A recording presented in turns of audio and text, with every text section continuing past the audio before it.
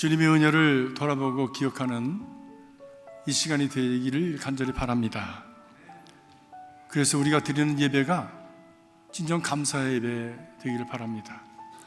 특별히 이렇게 힘들고 어려울 때 우리가 깨닫는 것은 지금까지 주어졌던 모든 것들이 하나님의 축복이었구나, 은혜였구나. 우리 다음 주일서부터 성가대 서지 않습니다. 여러분 당연하게 여기 서지 몰라요. 예배는 성가대가 그냥 당연히 있는 것이다. 그런데 그렇지 않다는 겁니다. 마치 발가벗겨지듯이 모든 것이 다 빼앗겨버리는 그날이 오게 되는 겁니다. 그때에도 불구하고 여전히 남아있는 그런 뿌리가 있는 신앙, 그 신앙이 바로 우리의 신앙의 엑기스인 줄로 믿습니다. 세상이 불어서, 바람 불어서 우리를 휘몰아치고 거기에 나동거라지듯이 그냥 그렇게 맥없이 쓰러져 버리고 날아가 버리는 그런 가시덤불 같은 인생이 아니라 뿌리가 있는 인생, 뿌리 깊은 신앙, 바람이 불고 그리고 참 어려운 일이 생길수록 오려고 내면의 깊이를 더하고 그리고 우리의 삶의 뿌리를 더 깊게 내릴 수 있는 바로 그 신앙이 있는 그런 우리의 삶이 되기를 주의 이름으로 축복합니다. 그것은 어디로부터 시작되느냐? 하나님의 은혜를 기억하는 데서도 시작합니다. 우리의 믿음은 기억으로부터 되는 것이에요. 그 은혜를 기억하고 깨닫지 못하면 믿음은 자라지 않습니다. In remembrance of me, 나를 기억하라, 나를 기억하라. 지난 시간 우리는 예수께서 이 땅의 사역을 시작하시면서 제일 먼저 하신 일이 사람을 세우는 일이었다라고 하는 말씀을 드렸습니다. 주님은 하나님의 나라의 비전을 이룸에 있어서 필요한 사람들을 부르시고 또 그 사역에 합당한 그런 능력을 주시기 위해서 저들을 훈련시키셨습니다. 그리고 제자로 만들어 가셨습니다. 왜냐하면 그 모든 것을 이루어내는 것은 결국 사람이고 사람의 됨됨이고 그 사람의 능력이고 그리고 그 사람의 그 존재의 가치, 그것이 바로 핵심이기 때문입니다. 오늘 말씀 주님께서 공생애를 시작하시면서 세 번째 날이라고 했습니다. 그러니까 세례 받으시고 그리고 제자들을 택하시고 그리고 그 택함 받은 제자들과 함께 첫 번째 시작하신 것이 무엇이냐면 바로 어떤 표적이 나타나는 것이었습니다. 예수님의 제자들과 함께 예수님이 어느 혼인잔치에 그렇게 초대를 받아서 가시게 되었습니다. 가나의 혼인잔치였지요. 가나는 예수님께서 사시던 나사렛으로부터 북동쪽으로 약 4마일 정도 떨어진 곳이라고 합니다. 지금도 가보면 상당히 그 후락한 곳이요. 그리고 참 여기에서 그 잔치가 있었나, 도대체 어떤 잔치였을까, 이렇게 가늠을 해볼 수 있을 만큼 거기서 모인 사람들이 어떤 모습이었을까 이렇게 상상해 볼 수 있을 만큼 그렇게 가난한 동네입니다. 성지순례 갔을 때에 들려본 적이 있습니다. 그래서 그곳에서 포도주도 팔고 뭐 이래가지고 사왔습니다. 그래서 그 포도주 가지고 성만찬도 하고 그랬는데 나중에 보니까 성지 오는 사람들이 너나 할 것 없이 다 그 포도주를 사가니까, 그러니까 그곳에서 포도주를 다 생산해낼 수 없어서 딴 곳에서 이렇게 사다가 이게 레이블만 붙어서 가나 것이라고 판다고 그러더라고. 그래서 첫 번에는 제가 그거 가지고 그래서 했는데 두 번째부터는 안 했습니다. 왜? 가짜 가지고 할 수는 없잖아요. 차라리 교인들이 만든 포도주를 가지고 하는 것이 낫지. 차라리 웰치를 사다가 하는 것이 진짜 좋지. 그 안에 뭐가 들었는지 가짜 싸구려를 갖다가 그 넷대를만 붙여서 파는 것이 저는 마음에 들지 않았습니다. 오늘날은 아랍 사람들이 주로 모여 살고 있는 가난한 동네입니다. 오늘 말씀의 내용은 피로연이 한창 진행되는 가운데 그만 포도주가 떨어졌다고 하는 것입니다. 오늘날처럼 이렇게 잠깐 결혼 예식을 하고 그리고 잠깐 그리고 피로연을 하고 끝나는 것이 결혼식이 아니라 며칠을 계속해서 하는, 동네 사람들이 오고 또 오고 오고 또 오는 그런 결혼식이었기 때문에 아마 쉽게 그런 음식이나 또 포도주가 동인할 수 있었으리라고 생각합니다. 예수님의 어머니 마리아가 예수께 와서 말합니다. 포도주가 동이 났다. 어떻게 하면 좋으냐? 라고 얘기할 때 예수님께서 말씀하십니다. 저랑 그것이 무슨 상관이 있습니까?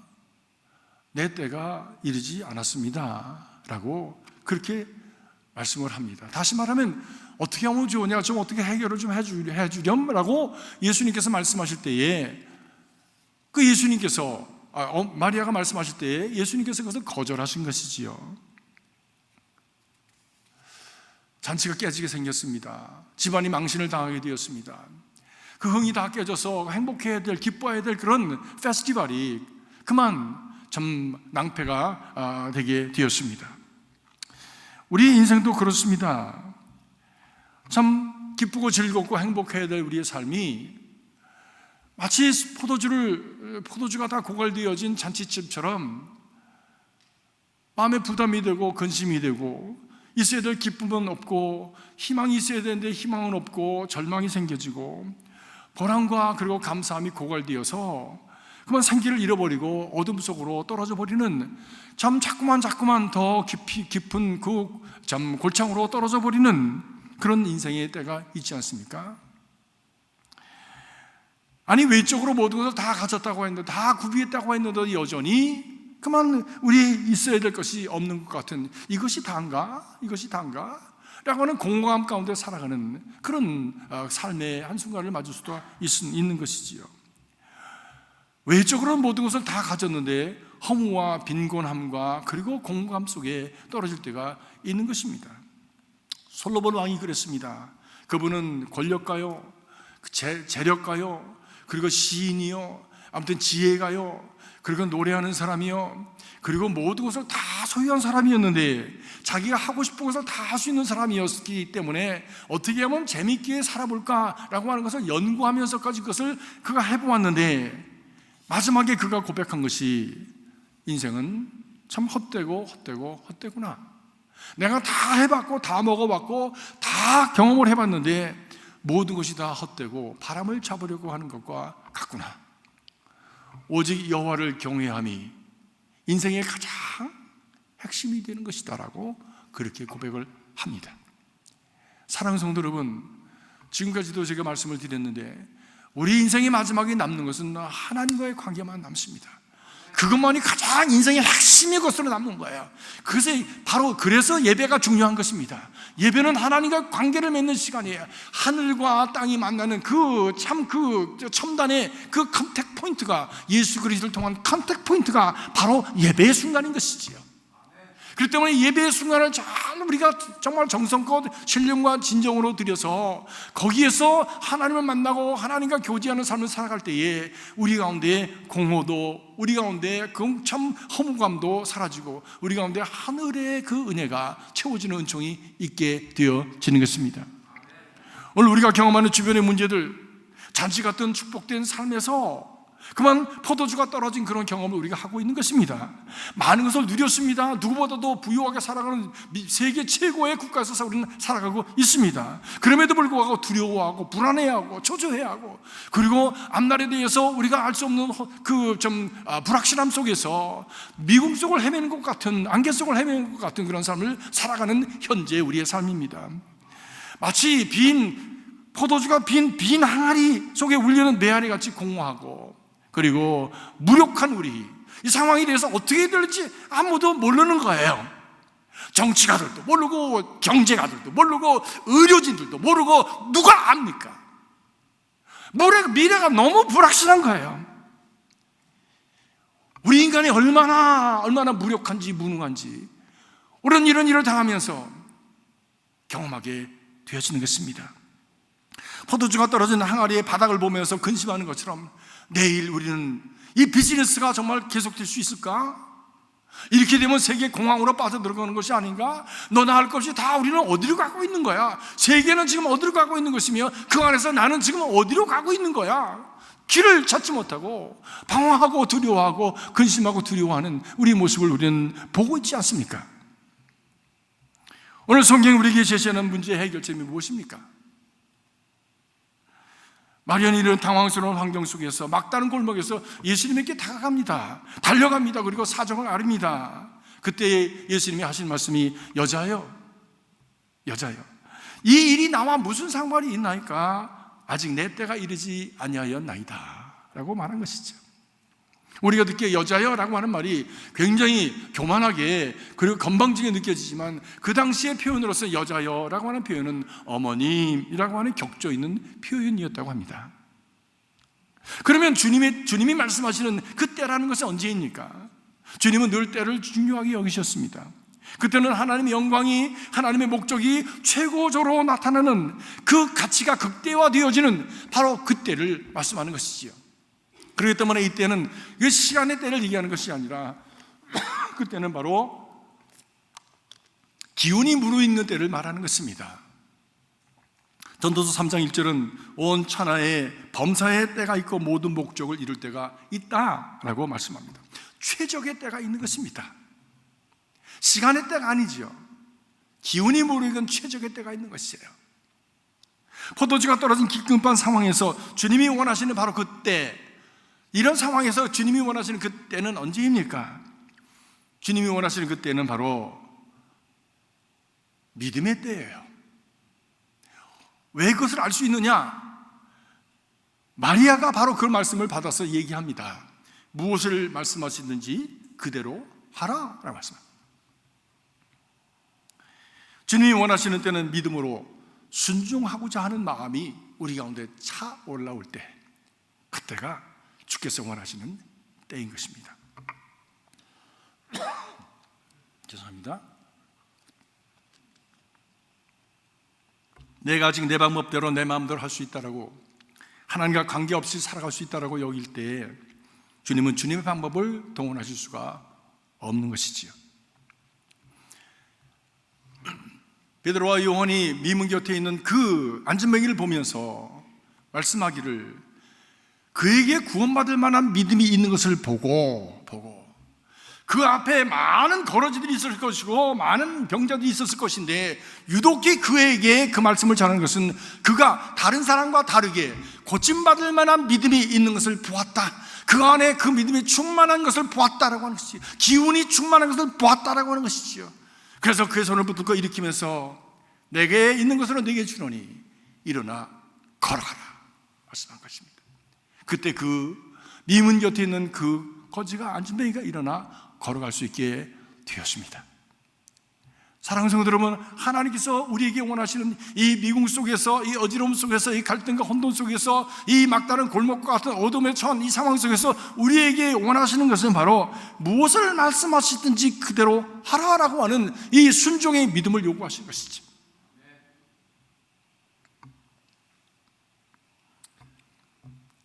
그렇기 때문에 예수께서 무엇을 말씀하시는지 그대로 하라고 하는 마리아의 말씀은 오늘을 당하고 있는, 오늘을 살아가고 있는 우리들에게 시사하는 바가 큰 것입니다. 그것이 바로 가나 혼인잔치에 그 포도주가 떨어진 상황에서 그 새로운 표적, 하나님의 그 은혜와 하나님의 충만하심과 우리의 삶을 회복시키시는 하나님의 은혜가 임하는 표적의 비밀이 되기 때문입니다. 예수님은 그 항아리에 6개 항아리에 물을 채우라고 말씀하십니다. 종들이 그 항아리에다가 열심히 물을 부었습니다. 아구까지 부었다고 그랬습니다. 찰랑찰랑하게 부은 것이에요. 그리고 막 갖다 부었는데 또 그것을 떠다가 사람들에게 갖다 주라고 말씀합니다. 아마 종들은 자기 생각에, 아마 개인적으로 그렇게 생각했을지 모릅니다. 아니, 이 물을 떠다가 부었으면 뭐 기도를 하든지 뭐 어떻게 해주셔야지, 있는 거 그대로 떠다가 갖다 주라 그러면 이거 갖다가 망신당하면 어떡하지? 이거 가지고 갔다가 야단 맞으면 어떡하지? 라고 하는 생각을 개인적으로 왜 하지 않았겠습니까? 정상적인 사람이라면. 그런데 그들이 예수님의 말씀을 듣고 갖다 부은 물을 그대로 떠서 회장장에게 갖다 주자, 연회장에게 갖다 주자. 연회장이 그것을 보면서 깜짝 놀랍니다. 아니, 사람들은 보통 좋은 포도주를 처음 내고 그리고 사람들이 취한 다음에 정신없을 때 나쁜 포도주를 내서 그냥 그 상황을 떼려고 하는데 당신들은 어디서 이렇게 좋은 포도주를 여태까지 남겨두었습니까? 하고 그 포도주를 연회에 모인 모든 손님들에게 나눠주자 사람들은 너무 기뻐하면서 그 참 축제가 회복이 되었다. 근심과 걱정이 멀어지게 되어 떨어지게 나가게 되어지고 그리고 새로운 역사가 일어나게 되었다는 것을 그게 말씀하고 있습니다. 그런데 어떻게 해서 그렇게 되었는지는 물도온 하인들만 알더라 말씀합니다. 순종한 사람만 아는 비밀이 있습니다. 순종한 사람들만 아는 비밀이 있습니다. 주는 자와 받는 자만이 아는 그 비밀이 있는 거예요. 이 비밀을 가진 사람들은 특별한 관계가 되어지는 것이죠. 사랑하는 성도 여러분, 함께 비밀을 공유한 그런 아름다운 은밀한 관계가 여러분들 있기를 주의 이름으로 축복합니다. 저는 우리 집사람과 비밀한 관계 속에서 비밀을 공유한 것들이 있습니다. 그건 우리 집사람하고 저하고만 공유하는 거예요. 내가 어떻게 그걸 홍 집사님하고 같이 공유할 수 있겠어요? 못하는 거예요. 그건. 관계가 다른 거예요. 수준이 다른 거예요. 깊이가 다른 거예요. 질이 다른 거예요. 비밀을 같이 공유한 사람은 하나님과의 관계 속에서 여러분들이 이런 비밀을 주는 자와 받는 자만이 아는 그런 비밀을 갖는 은혜가 있기 위해서는 순종이 있어야 된다는 것이. 물동원 하인들만 알더라.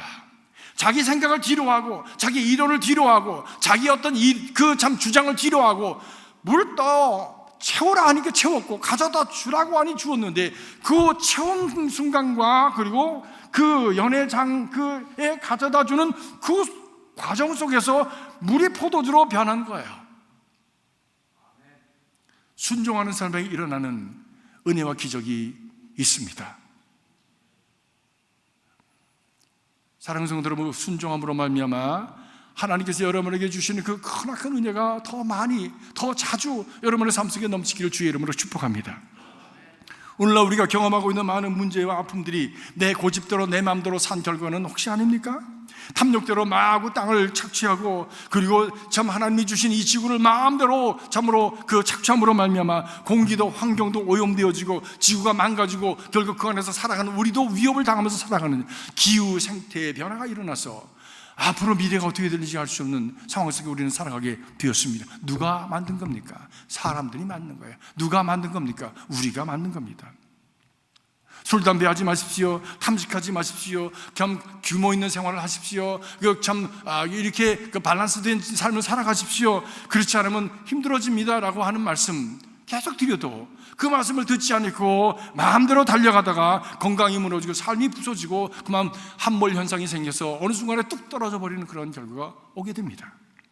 시기하고 질투하다가 분노하지 마십시오, 미워하지 마십시오, 용서하십시오라는 말 좀 듣지 않고 살아가다가 갈등과 번민 속에서 어려움을 겪게 되고 스스로 자기에게 화가 되는 그런 일들이 얼마나 많이 있습니까? 말씀대로 하지 않기 때문에 일어나는 결과입니다. 지금 온 세계가 겪는 중국 우한발 이 코로나 바이러스도 마찬가지 아닙니까? 사람이 만들었대잖아요. 사람이 만들었잖아요.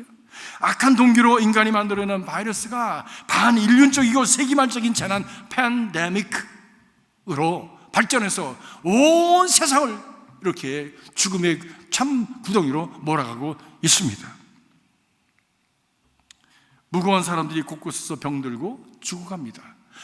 약한 자들이 병들고 죽어갑니다. 온 세상이 불안함과 두려움 속에서 떨고 있습니다. 약한 자들부터 떨어지는 거예요. 신앙도 약한 자들부터 떨어지는 겁니다.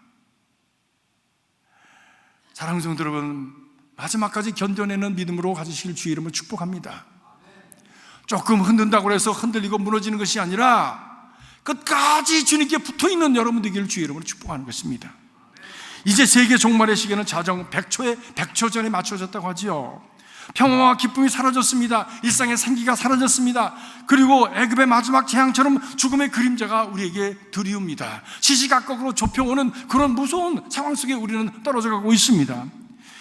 이때는 어떤 때인가? 이때는 주님이 뭐라고 하시는가 귀를 기울여야 할 때입니다.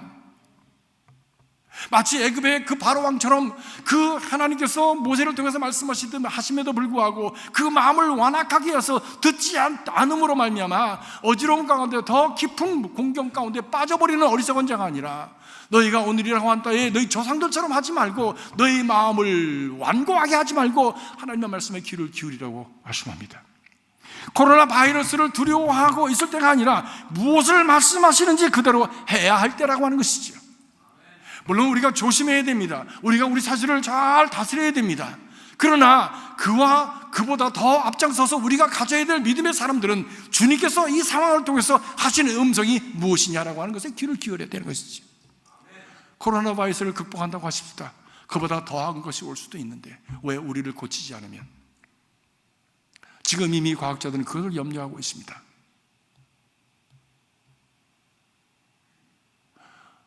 어떻게 발전해 갈는지 알 수 없어요. 우리로부터 시작된 것입니다. 인간으로부터 시작된 것입니다. 하나님의 재앙이 아닙니다. 우리가 스스로 만들어낸 재앙이지요. 하나님의 관심은 과연 무엇을 말씀하신지 그대로 하려고 하는 그 마음의 자세를 가질 때에 하나님께서 우리와 함께 이 땅을 회복시키시는 그런 역사를 이루어가게 되실 것입니다. 그래야 기쁨과 화평과 그리고 희망의 삶이 회복되어지고 축제적인 삶이 회복되는 길이 열려지게 될 것입니다. 역대하 7장 13절 14절의 말씀, 제가 계속해서 이 말씀을 인용을 하는데, 혹 내가 하늘을 닫고 비를 내리지 아니하거나 혹 메뚜기들에게 토사를 먹게 하거나 혹 전염병이 내 백성 가운데서 유행하게 될 때에 내 이름으로 일컫는 내 백성이 그들의 악한 길에서 떠나 스스로를 낮추고 기도하여 내 얼굴을 구하면 내가 하늘에서 듣고 그들의 죄를 사하고 그들의 땅을 고칠지라. 오늘을 향하신 주님의 음성입니다. 들을 귀 있는 자는 들으시기 바랍니다. 지난 주간 칼럼에 실었던 참회의 기도가 지난 일주일 내내 제 마음에 울렸습니다. 그 기도가 오늘 포도주가 바닥이 난 이 불안과 두려움과 불확실의 시대에 우리가 드려야 될 진정한 구체적인 기도라고 믿습니다. 우리 한번 같이 교독하시면 좋겠어요. 제가 1번 읽고 여러분 2번 읽으시고 진정한 회개의 마음으로 절절한 우리의 참으로 아픈 가슴을 가지고 하나님 이것이 납니다 라고 하는 아이덴티파이하는 마음을 가지고 함께 교독하면 좋겠습니다. 제가 먼저 1번 읽으면서 기도합니다. 주님, 코로나19으로 인해 불과 한 달 새에 우리의 생활 모든 것이 너무나 많이 변했습니다.